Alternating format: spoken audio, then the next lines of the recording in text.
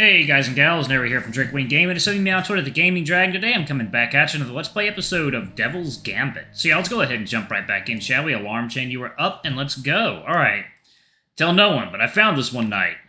Secret passage. Where does it lead? The middle of the forest, I guess. Who knows what the Duke was thinking? The wolf stepped into the opening, and when he noticed I wasn't following, he turned back with a quizzical expression. What's the holdup? Are you sure this is safe? What if there are guards in there? There aren't any. He offered me his hand, blue eyes shining like gems in the dark. They were so deep and pretty. After some hesitation, I took it and followed him into the darkness. The portrait hit a ladder at the bottom of which lay a tunnel permeated by a musty smell. I held on to Cadgan's shoulder while we crossed it. At the end was a cellar door exiting into the forest. The night enveloped us with its starry arms and lukewarm winds that rustled the leaves. The wolf reacted to my awe by crossing his arms with that searing smile of his. I'm starting to think you only invited me to the river because you wanted to show off your secret. Yep, it's too cold at night. Can't even take a dip. But I still want you to see the river. It's like a piece of the sky fell. But how do we get back? It's so dark. We mark our territory so we can find the door, duh. Oh, really? It was so simple that it sounded true, but Cadgan snickered at me. No, dummy, I carved the trees. Indeed, many trees on the way to the river have been chipped, forming a trail. The river, as Cadgan had put it, looked like a piece of the sky fell off, with stars floating on top of the surface as though they were flower petals. The wolf ran toward it and crouched. I expected him to turn around to reveal a star in his hands. Instead, he gathered water to drink it, wiping the river's surface clean. The stars returned shortly after, but the illusion of this being a piece of the sky had been shattered, and the anticipation Cadgan had built up during this little adventure lost in ripples. Though it surprised me how little I cared. I wasn't transfixed by the river, but by the wolf. At times I had thought I admired him so much that I envied him, and wanted to be like him. Such a naive and sweet misunderstanding. It went so much deeper, into places I didn't know existed, tapping into emotions I couldn't put into words because I never had to before. Deprived of words, when the wolf turned to me with a half-wet face and chest, I hugged him instead, as though to melt into him, to never be split apart again. And when he patted me on the head in response, I barely held tears back. However, the body's language isn't as precise as that of the word. Although it's honest, the gaps of uncertainty can be as wide as the darkness separating the stars. No matter how strong my longing, I couldn't imagine a word for it other than friendship. The truth, that was really beautifully written. The truth eluded me then, so let me remember now how I truly felt by the starry stream. Damn, that was really well done. Act 1, Chapter 8. Into the Eye Valley. It's a weird name. A raspy voice asked me to wait, followed by clattering iron and arduous steps. Old man Finbar opens the door, his eyebrows betraying his worry. Hector, what a surprise! Coffee time. I'm going to see Monkey Man today with my parents, so I'll let you know how it was. Anyway. I have a late shift at the hospital today. I figured I'd stop by here earlier. Can I come in? Of course! Excuse me for the mess. Oh, I'm gonna do a really old man voice. Every time I enter the shop while Finbar's family is around, the air is humid and the forge is slightly hot. Today I find the embers lit in full blazing glory, as well as a hammer and a pair of tongs lying on the workbench. Seeing my fears realized, I can only sigh. Finbar, stop working or your leg won't heal right.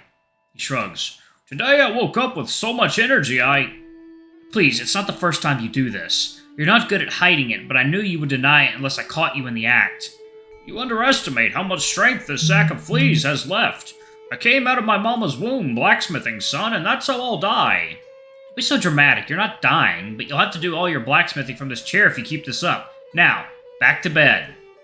As I'm hurrying him along, my eyes stop on the forge for a moment. I could see to Finbar that he has lost nothing but youth in these long 9 years, much like the embers which still shine a blinding orange and make the air around them waver. I remember the bell jingling as Dad barges in. Like a ritual, our first stop on arriving in town is Finbar's shop. The blacksmith lays his tools down and pulls Dad into a hug. Then he notices me staring and asks if I'm hungry. I'm sent off either to play with the twins or eat some berries in the kitchen while the two catch up, bringing up names and places I don't know or have only heard about. But even though he's an uncle to me, and even though the kiss he planted on my forehead during our reunion put a smile on my face, now I'm his doctor, and I must see he gets much-needed rest. There's no better remedy for the stubbornness of old bored people than a listening ear, so after he gets in bed, I keep him company until his family gets back. You don't get it! No one else works the forge like I do! Indeed. She needs action! I need action! I'm sure you can find a less physically taxing activity. Let your son do the blacksmithing. I promise he'll get as good as you in time. Ha! Your dad would have understood. He'd be tearing his mustache off by now. Finbar cackles, but then falls silent. It's hard to believe he's gone. I see he left you some of my handiwork. He forces a smile and points at my belt, or rather at the buckle. He always wore it when he came to Renai. It must have made him felt like a part of town. A fine piece of work, don't you think? Certainly. I didn't know it was that old or that it originated from here. What, you didn't even recognize the two planets? They're a Renai staple. Let me show you. Ah, where did I put my sketchbook? No, lay down. It's time for your examination. The moment he tries to get up, I stop him and put on my glasses. I don't need Prismillium to tell his leg hasn't healed, but that's all the more reason to keep him in bed.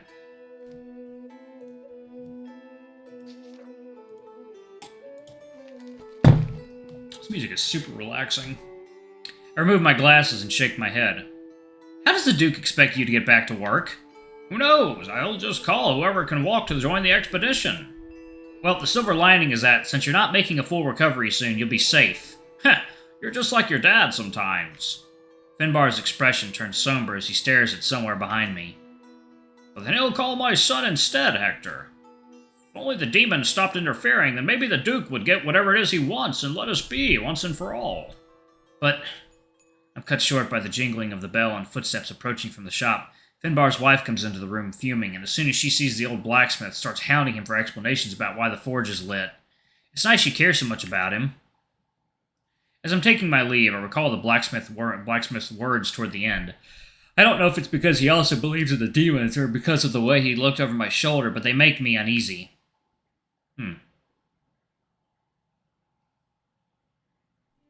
By now, Cadgan joining me after work is part of my routine. Despite his reassurances, paying off Sean's debt had hurt his pocket to the point he skipped dinner most nights. But with Arwell's nest being our meeting spot, I have a convenient excuse to treat him. No matter how tasty the dragon's cooking is, it'd be difficult to enjoy it while my friend is going hungry next to me. You're here for the people of Oblon, because you need all the money you can get, but Cadgan is just as important, so I'll feed him too. Thank you. Don't mention it. What have you been up to? The Duke wanted to talk. The next attempt at the expedition starts tomorrow. Is he expecting trouble? He takes a moment to savor his food, then talks in a quiet voice. We all are. The Duke wanted me to swear I'd do all in my power to catch that demon of his. Why the long face? Sorry, just Finbar mentioned that today too. It's not just him and the Duke. I've overheard the other wolves talking about demons every once in a while. It's getting creepy. Trust me, there's nothing to fear. What will you do then? I'll still look for signs of demonic activity, although I know I won't find any. Shouldn't he summon the Inquisitors? They'd be better equipped to deal with this. He already tried, but as far as they can see, all he's dealing with is a very dangerous valley. What he wants is proof to build his case to the Inquisitors. Anyway, expect the hospital to get busier too, Hector. It's deep into the night, when all the oil lamps have been lit and a bitter veil has settled, the men in Arwell's nest retreat home to rest. A while after he finishes dinner, Cadgan gets up, and I follow him to the door. But today I can't part with him. Not yet. Although I know God, fucking finger. Okay. Although I know I'm unquenchable, that we could spend years not leaving the other side and still be too little. I want to squeeze every drop of time together we can. How about I accompany you home tonight? You sure? It's chilly outside. Says the one going around with his chest exposed to the elements. Wolves are made for this climate. I know, I'm kidding. About your chest. I mean, not the walking home with you part. Right.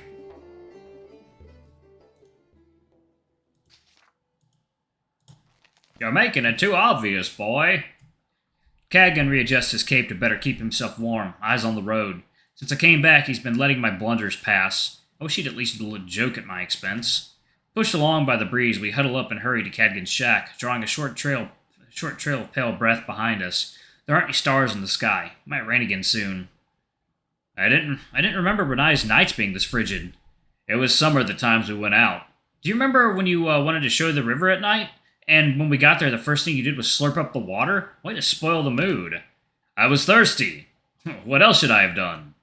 I hoped for a smile on his lips, just the slightest one. In the shadows cast, I thought I saw it. I smirked like when we were boys, but as soon as the light from the oil lamp struck, I saw him frozen, as always, in that impassive scowl. He glances at a street leading to the Baron. Do you think about the past often, Hector? Yes, it's very nostalgic being back. I never stayed long in town, but I miss you. I missed you too. A gust hits us as we arrive at his shack. Cadgan turns to me, holding his cape as though it'd fly away otherwise. What is he thinking as I hug myself, shoulders tight as I attempt to conserve the heat? He teased me for being so thin-skinned, but invite me inside nonetheless. It's not a big place, so I might just sleep on the floor. No, he would share the bed with me.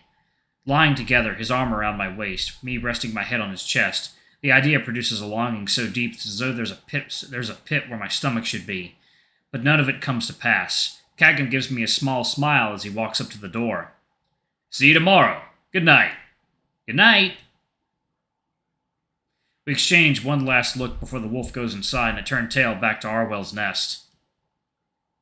I've missed Cadgan. Even before I step into Renai, I'm reminded of every little burn mark he left behind, and I yearn for that fire again. Then what is this shiver starting at my fingers, spreading throughout my entire body? The wolf's breath is more frigid than the night's veil, and his gaze sometimes freezes me in place. The embers have long, long gone cold, turned to ashes and lost in the wind.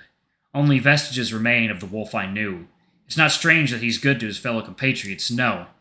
Neither is that he grew out of going on adventures, being older and busier.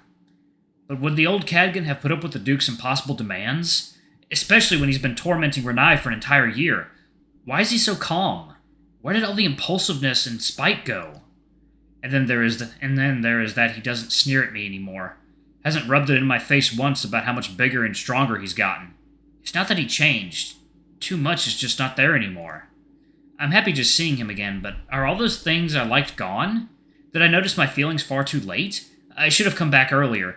If only the plague hadn't hit, if Dad didn't die, if that damned Leopoldo may his soul burn in hell didn't...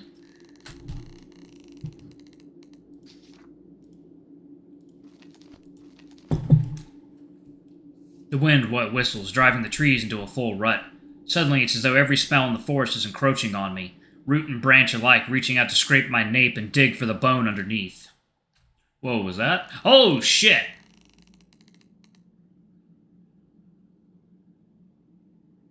Yeah, I just noticed that. Huh. I turn around with a jerk, but there are no shadows, nor red glowing eyes, just rustling leaves. Are you imagining demons now, Hector? Go to bed and stop thinking about this. Remember, you are a doctor, Eogan's masterpiece. You should be happy that you were so close to fulfilling Dad's dream. Don't waste that by shedding tears over a future that didn't come to be. Sleep, Hector. Every morning, sunlight leaks like a fall through the window's boards before hitting me on the face, and eventually waking me up. I'm growing tired of it, to say the least. Would it be better to move to the bed or to hang something by the window? Pondering this, I turn my back to the light. The day's already started, but I can't get out of bed, and it's not because I have slept little. My nerves aren't delivering the memo that it's time to get up to my extremities, or maybe they are, just slowly. Either way, I lay there, staring at the wall. Not getting up, but also too mindful to fall back asleep. My head is still full of last night's thoughts, rummaging through them as though madly looking for something, except it doesn't know what that is. Maybe that's why I'm so sluggish. My brain's too busy doing something useless. I wonder what time it is. What would happen if I didn't show up at the hospital today? Gather your wits, Hector. Don't you remember the conclusion you reached last night? Here, take hold of the blanket and toss it back. Let the cold do the rest. I drag my arms, heavy like trunks, until fingertips peek out from under the blanket. In a single motion, I throw it back. The cold pierces my all-too-thin gown and flesh, bringing my nerves back to life. Clothes. Where are my clothes? I'm gonna pause it right there, y'all. Thank y'all so much for watching. Don't forget to like, comment, subscribe, ring that notification bell, and check out our Patreon if you can. It always helps. Before I go, I'm going to give a quick shout out to our lovely bronze tier patrons. Thank y'all for all you do for the channel. We greatly appreciate your support. Thank you to our silver tier patron, Cade Silverman. Thank you for going a bit above and beyond. It's greatly appreciated. Thank you to our gold tier patron, Teresm Guy. You're awesome. We love you. Thank you for subbing to Ultimate Tier. Anyway, if y'all want to get your names in the credits and get access to all of our not safe for work contents as little as $5 already, I love you all, and I'll see y'all in the next video. Bye-bye!